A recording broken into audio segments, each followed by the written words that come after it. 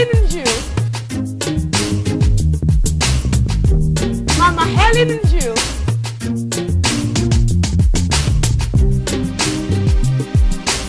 Mama Helen You.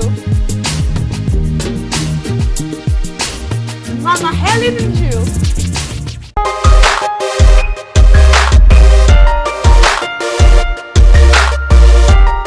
I can't make this difference sitting down in my home. My comfort zone is by reaching out to these women, knowing their pains, their needs, and doing the best I can. And again, one thing that is very important, every person has a need. There are wants, but I want to differentiate need and want. We women, we want. I want this, I want that. One very key word that I will use is manner of approach. You might not have the necessary resources to meet their needs, but be nice. Let your words carry grace.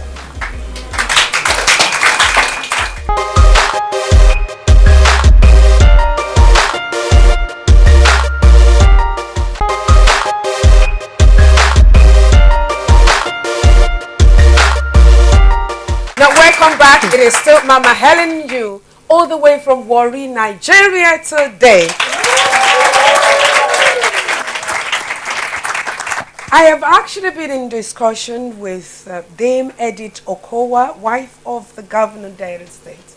It is a pleasure having you here again. And of course, you're able women, I can tell. You've really cleverly picked them up. Well, we've been talking about women in politics, and then it snowballed into sickle-cell anemia that people often go through. And the wife of the governor has also told us about the fact that she has 2 children, one passed on, that have experienced, but the present one still experiencing this same disease. And no wonder she has been so empowered and touched to converting our pain and touching others who might also be experiencing this sort of pain. There is an aspect to this, however, that I want us to touch on very quickly. And at this time, I want to be able to talk with Dr. Mrs. Uche Okwe. I know you're a medical doctor, and you're also Chief Medical Officer, Ministry of Health and Resource Person on this 05 initiative. What kind of information are you passing on to mothers? Most importantly, because you see, when a home is hot, then you can almost tell that the women in there will be the ones to experience it most. So what are the things you're telling mothers who might be having children who are sickle cell? It is actually a genetic disorder. Wow. So we see that parents, it's inherited, okay, and then parents are involved. Male, female, marriage or union, okay, could bring forth children with sickle cell. okay. We find that when we talk about genes, we are talking about AS and AS interwoven to give forth children that are SS. So you see that it is not exactly a disease. A disease is probably due to some infection or something like that, but for sickle cell, we call it a genetic disorder. Condition, okay. Taking it down to what we tell mothers. Of course, when you have children with AS or AA, you have to actually pass on an information. That is why the clinic is so helpful. Did you say AA though? Yes, they do. If you are married, if you are AS and you are married to an AS, there's actually a likelihood that you could have an AA child. Okay. It is by chance. It is not as if you are AS, you must have an AA child. You could actually have an SS throughout. It could happen. So we call it occurs by chance that you have SS or you have AA, or then of course you have AS among your children. So we actually pass on that whenever a child is born, you must ask the child to have her genotype or his genotype done. we advise that at the clinics most of the time. Most of the sickle cell clinics being opened now, being updated, have a unit for genetic counseling. Okay. And it has a unit for, we found out that there is a lab. Of course, the lab has to run. So in other words, you are saying go for a test. Go for a test. Okay. Once you are an adolescent, go for a test. If you have the opportunity to do it, please do it, because it actually helps. And of course, when you know what you are, or you are SS, or you are AA, then of course, it gives you that info, you know what to do when you are going to get married. Okay. All right. That will be for those who are already married yes. and probably did not do a check before tying the knot, just like what we've experienced with Dame here as well. Now, the aspect, and I'm coming to you now, as a mother, you were faced with this condition. What did you do? At least you have one survivor, who have survived actually, and who is not an engineer. What did you do? How did you change the diet? First, I took care of the environment. Not just the sickle cell child, our environment should be clean, free of dirt that could invite mosquitoes. That's awesome. Yes. Make sure that the house is well netted. The child must proper ventilation. Thirdly, good food. Good food. Awesome. Good food. Awesome. And this good food is not about wealth. It's not about money. Vegetables, balanced diet, fruits, plenty of water. The child must be hydrated. Just like every one of us. We know what is going on in the country today. We are experiencing heat wave. If you don't drink water, you don't have to be a sickle cell before you slump. So the child must be properly hydrated. No stress.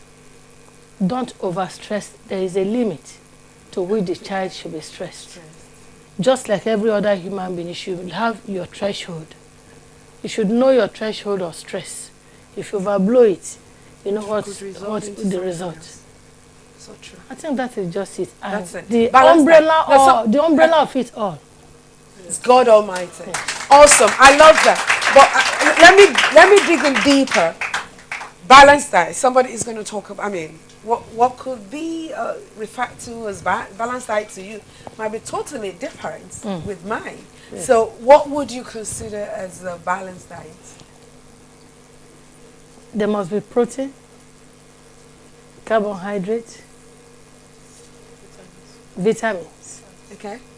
In minerals in your food. Good. Awesome. Not so we're not talking about good. I guess that's what by evening. Starch in, starch out. Bobo. All the starchy stuff we eat. What someone would say, why can't I have rice? Is it okay to eat rice? Okay, so what she's actually talking about is that you need to balance it out. Sometimes you go for protein, but mostly protein. I guess that's what she's trying to pass on to her. And you do not have to have a sickle cell to being able to watch what you eat, isn't it? I mean, it's essential, especially if you want to live long. Yes. Okay.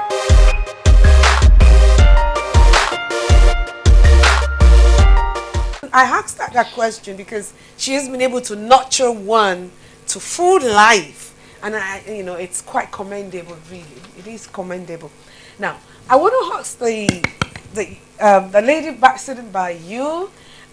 So, what has been your participation? How have you been able to steer up the wheel of this initiative? As you know, I'm the Director General of the O5 initiative. I'm like the engine room coordinating the activity of the foundation. Good. We have, as we said earlier, we have a lot of things that we're doing. We're talking about the prisons, we talk about the orphanages, we help with the clothing of the poor.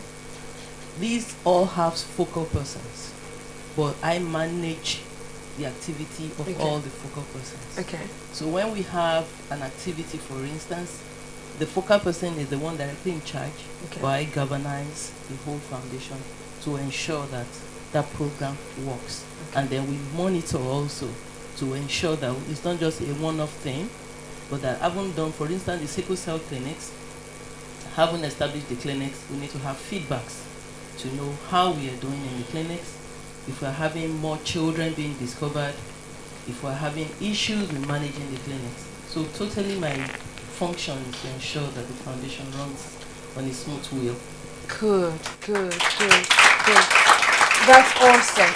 Now, let us zero in on sickle cell. I don't know why I'm maybe because I know some of our parents might also have children alike in this category.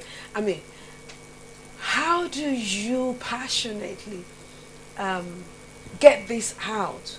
Because one of the things that I've discovered in this world of ours, particularly in the developing nation of ours, Nigeria, is that we are not too quick to getting information. Okay? And then, of course, the leadership as well sometimes do not think or do not deem it fit. The program could be laudable, but the ability to get it all out so that people are well informed. How do you go about achieving that? Knowing that we have, you know, the limitations we have in terms of having organs and all that to doing this. One of the things that we do is that when we go to any of the local governments to establish a sickle cell clinic, we ensure that all the stakeholders are all invited. Political class, the market woman, the married woman, the teachers, the students, they are invited. So at that program, we do some measure of enlightenment, and we assume that these ones that have been invited are supposed to be like change agents. Good. When I you love get that. the information, I love you that. go home I and love you that. inform your family members, your friends. You know, in our society, we thrive on aproko. Sorry. And so It's a lie. when they see you dressed up, going somewhere, they say the wife of the governor is coming somewhere. And then when you come back, the first question they will ask you, what thing you can do? It's an avenue for you to now say, they came for sickle cell, and then you discover that through that informal channel of communication, the information gets to society. But one of the things we focus on is this issue of the adolescents and the young adults having themselves tested. Okay. When you're tested, you know your genotype. It guides you when it's time for you to get married. So even if you're married, you have to know that you have to tell your children, especially the young adults, to go and check. If you're not married, the young ones, go and check yourself and ensure that you're properly informed, so that when you come to time of marriage, you're well informed. You'll be informed. Awesome. Awesome. This is a recession period. How have you been able to cope? Good question. It's all about Jesus. You wonder, with the lean resources coming, how are salaries paid? What is the magic constructing this road? Jesus. One thing I do as I come on my nails, knowing the time. You know, like I told you earlier when we were discussing, that I don't like complaints. God, before I was conceived in the womb of my mother, knew about this time. And that He allowed us to come to power at this time, He has a purpose. And the purpose will be achieved if only I will hand over the state to Him. So, as I come on my knees daily to pray, raise helpers. Helpers of destiny. You see roads constructed. There are people who have said, let me construct this road. If you have 5 naira, give me. When you have 10 naira, put it in my account. Let me just see it constructed. That is how things have been going on. The little that comes, like, you know, we started by women in politics. How do we encourage them? One thing that should be your drive is service. If you know you are called to serve, it is not about yourself. What you will wear, what you will eat, where you will sleep should be secondary.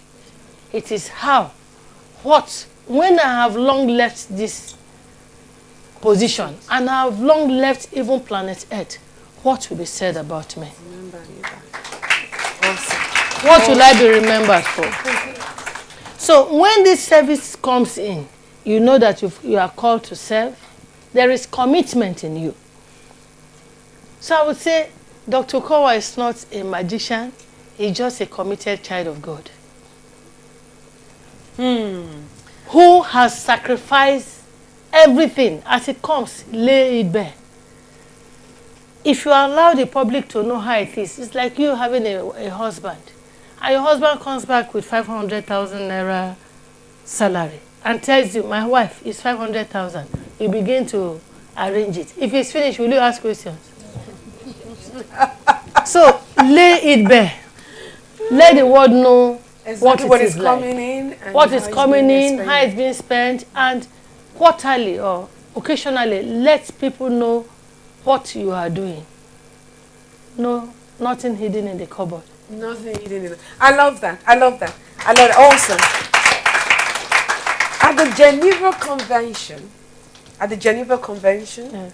it was advocated by the women that attended, and then of course later on approved by the United Nations on the need for women to have equal rights to vote, to be voted for, and then of course to occupy a public office. Would you be married to a political office holder, the governor of Delta State, say that Nigerians or Nigerian women have been able to benefit immensely in our political era? I wouldn't say so. I would say 40%. Did you say 40? Okay, let's reduce it. Let's reduce it. Let's say maybe 15%. Let's say 20. 20%. Both elected and appointed. And appointed. I want to say one thing, please, from my heart. The foundation, the Bible says, when the foundation be destroyed, what can the righteous do? Our father has been preaching on this now for some time. If those of us in position, elected or appointed, women, please present us well. Represent us well. Awesome, awesome, awesome. Do the needful. So true. You wouldn't need to begin to look for town criers to talk about that woman.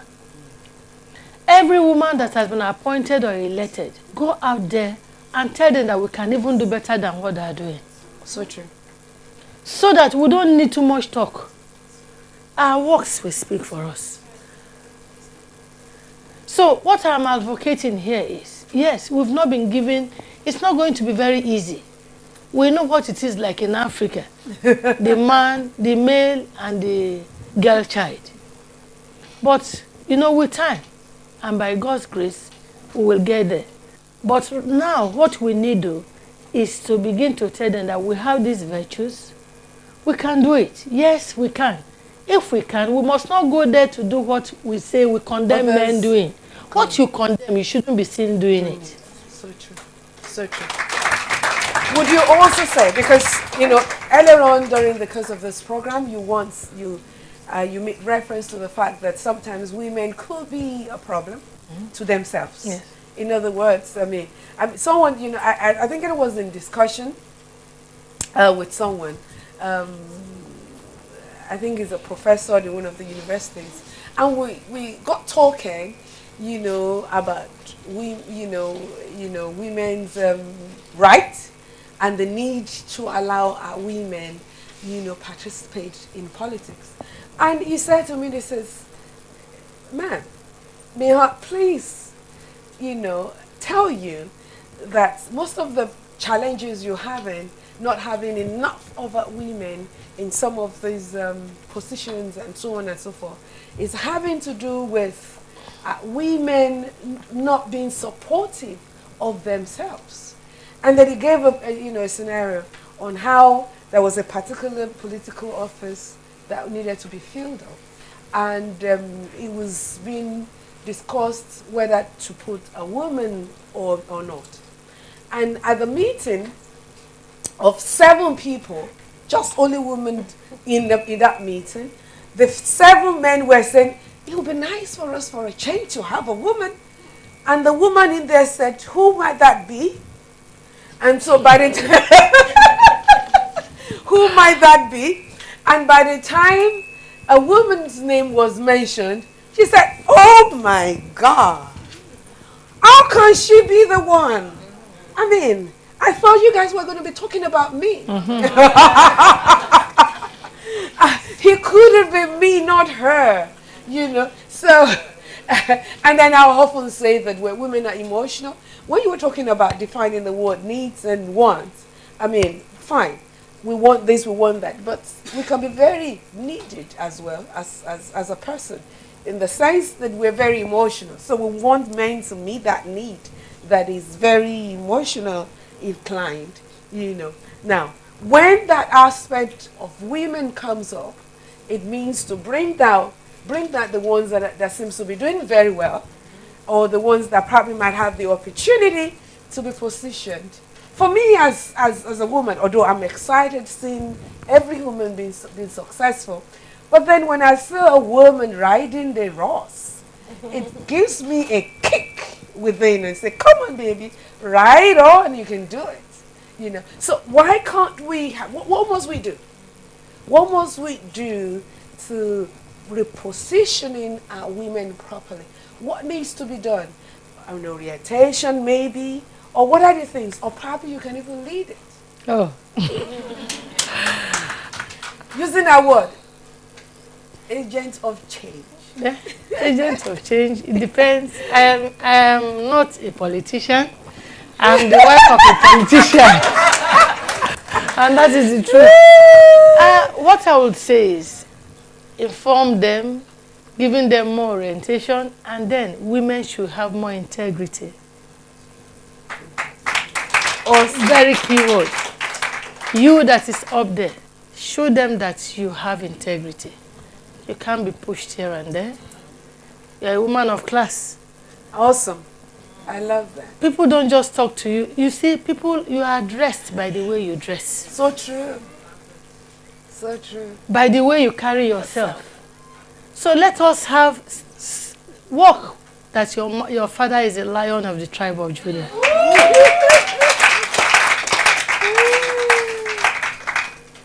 The moment we begin to know that we are women, we are not just kickabouts. Yes.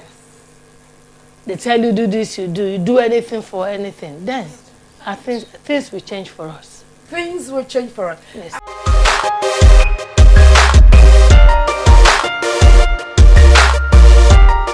You're a woman and you're a doctor. Yes. Yes. Tell me about in my this. profession, we have a lot of males compared to the females. We can have a class of 100 students and then about 90 are males and then females. So you ask, how do we go about it? How do we come on board? How do we? So it's hard work. We don't sleep. You have to really work very hard to be able to prove yourself that you can make it. And you are even better. So that is the major thing. And then the focusing. You must focus on your ideals. I love that. You must focus on your ideals, what you want to do. Several times family life and things like that could derail you, could go back. But at the same time, you have to come up again. Despite the family life, become stronger and then focus and you get there. Even if you're a lonely voice and no one seems to be supportive of this course, as a woman who knows her worth, you must never bow to pressure. Pressure, yes.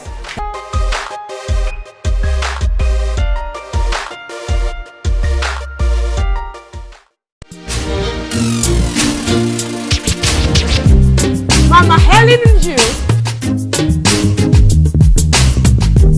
Mama Helen You.